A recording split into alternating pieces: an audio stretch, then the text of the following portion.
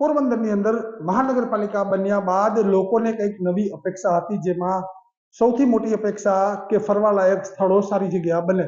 બહારથી આવતા પર્યટકો સહિતના લોકો જે છે તે ફરવા માટે અને બેસવા માટેની અલગ અલગ જગ્યાઓ ગોતતા હોય છે. ત્યારે વધુ ડેવલપમેન્ટ માટેની મહાનગરપાલિકાએ જોગવાઈ કરી હતી. તેમાં 1.67 કરોડના ખર્ચે 4 નવા ગાર્ડન ડેવલપ કરવાની કામગીરી હાથ ધરી હતી.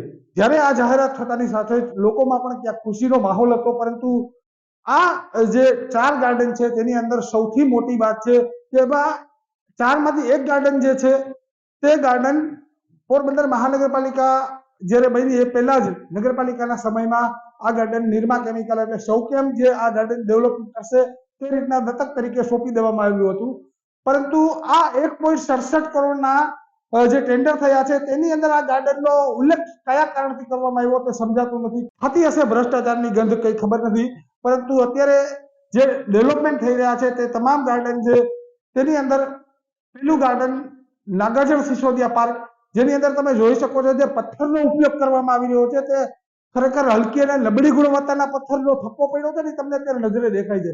આ ઉપરની બીજી વાત કરવામાં આવે ને તો જો ગાર્ડનની અંદર જે દિવાલો છે, જે રેલિંગો મૂકવામાં આવી હતી પથ્થરની જૂની, જે ઘણા લાંબા સમય પહેલા બનાવવામાં આવી હતી, દાયકાઓ પહેલા, તે રેલિંગને આ જે જૂના માર્બલો છે તેને ફરીથી ઉપયોગ કરવામાં આવી રહ્યા છે. એ માર્બલોમાંથી ઉખેડી અને પાલિશ કરી ને પાછા ઠોકી બેસાડવાના, એટલે કોઈને ખબર જ ના પડે કે આ જૂના છે કે નવા છે.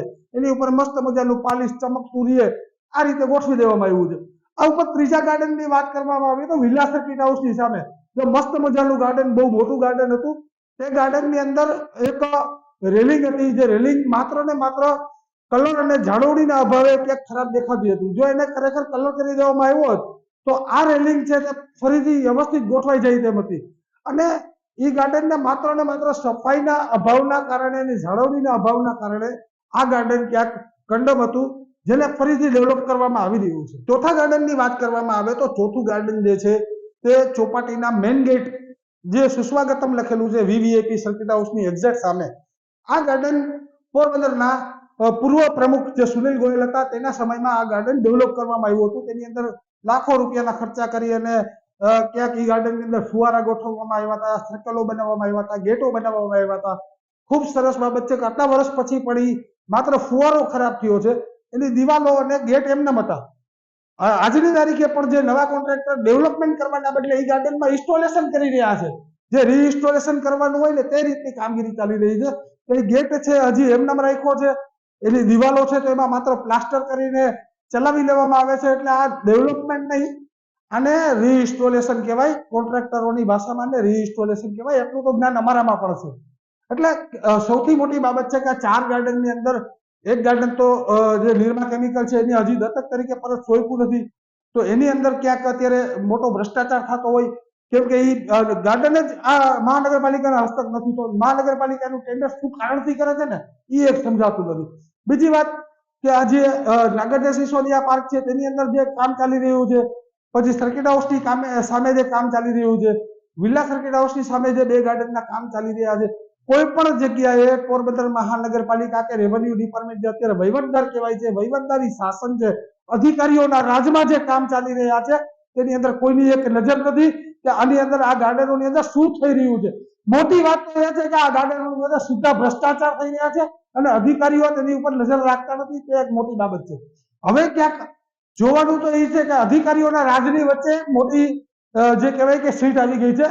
વન અને પર્યાવરણ વિભાગના મંત્રી તરીકે કેબિનેટ મંત્રી અર્જુન મોઢવાડિયા જે પોરબંદરના ધારાસભ્ય છે, જેની પોરબંદરને ગ્રીન બનાવવા માટેના સપના જોયેલા છે. તેના ભાઈ રામદેવ મોઢવાડિયા છે તે ગ્રીન પોરબંદર બનાવવા માટેની ઘણા લાંબા સમયથી મહેનત કરી રહ્યા છે. પરંતુ આ કોન્ટ્રાક્ટરો ક્યાંક આ જે ગ્રીન પોરબંદર બનાવવાના સપના છે, જે અર્જુન મોઢવાડિયાના છે, રામદેવ મોઢવાડિયાના છે, આ ઉપરાંત જે અગાઉના નેતાઓ છે તેના પણ ક્યાંક ગ્રીન પોરબંદરના સપના હતા તે ક્યાંક તોડી રહ્યા છે. તે પ્રકારનું ભ્રષ્ટાચાર અત્યારે પોરબંદરની અંદર ચાલી રહ્યો છે. આ 4 ગાર્ડનોની અંદર માત્ર લાખો રૂપિયાના ખર્ચામાં એ ગાર્ડન બની જતા ત્યાં 1.5 કરોડ ઉપરનો ખર્ચો જે અત્યારે કરવામાં આવી રહ્યો છે. ખરેખર તો આની ક્યાંક મોટી વિજિલન્સ તપાસ આવે કે ક્યાંક આની ઉપર એસીબીની તપાસ આવે તો ખરેખર આ વાત ક્યાંક સામે આવે તેમ છે.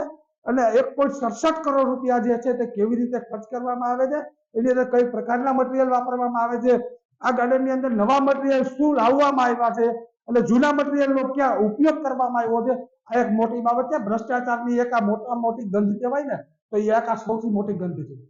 ચેતન ઠકરાર, TNG, પોરબંદર.